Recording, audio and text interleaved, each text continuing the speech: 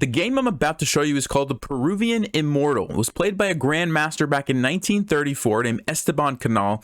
He was white and he sacrificed both rooks and his queen to win the game in epic fashion with a brilliant checkmate. Shout out to Pedro for making me aware of this game. Now, the interesting thing about this checkmate is it happens almost out of nowhere. It looks like a normal game. You're just playing the moves and then all of a sudden, boom, there's checkmate. So I'm going to give you guys a chance to pause when we get to that critical moment and see if you notice anything. All right, so let's go ahead and take a look.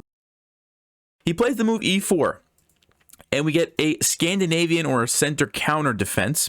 He takes it, black takes with the queen, and he plays knight to c3. This is one of the standard main lines against the Scandinavian. If they bring the queen out, you attack it and you gain a tempo on the queen. Queen over to a5. This is pretty standard. You could also go back to d8 or even to d6, but this is probably considered the main line. And then he plays just a nice normal move, d4, c6, knight to f3, bishop to g4, pinning the knight to the queen, bishop to f4, just developing, e6, h3, chases the bishop away, and black decides, instead of running back, to go ahead and trade it off, and then plays bishop to b4. So we have the queen, the bishop lined up on the knight here. It is defended twice, so white doesn't really have to worry at the moment, and he simply plays bishop to e2, getting ready to castle. Knight to d7, a3 is played, which is attacking the bishop, but not really attacking the bishop because the queen would take the rook here, which is check.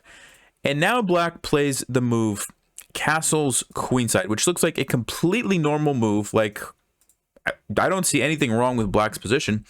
But what do you think Esteban played in this position? It's white to play. What's the best move for white? All right, well, if you had a chance to look at that, the move is the amazing A takes B4. And when you first look at this, it's like, wait a second, didn't you say you can't do that because you lose the rook? And actually, I did say that, and that's what happened in the game. Black captured the rook with check. King to d2 was played. And one thing that you'll notice now is the rook's attacking the queen. If the queen, for some reason, wanted to escape, well, you can't. The bishop, the pawn, the knight, the pawn, the knight. Look at that. All of those squares are controlled. But black's like, well, I don't really want to escape anyway. I'm going to just take the rook, right? So they take the rook. And now, what does white play next?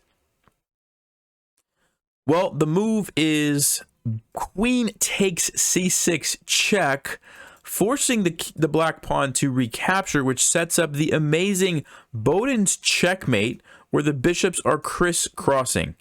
Look at this. White has no rooks, no queen, and the game is over with a brilliant checkmate. I mean, it comes out of nowhere, right? Like, how many of you guys were like, I don't even know what the move is here, right? Like, I guess you castle. I mean, this is what I'm going to play like almost every time. And yet, here we go. A brilliant sacrifice. So super nice game. I hope you guys enjoyed that one. Again, thank you to Pedro for bringing my attention to this game. I hadn't seen this one before, and so that was a fun one. All right, I'll see you guys next time. As always, stay sharp, play smart, and take care.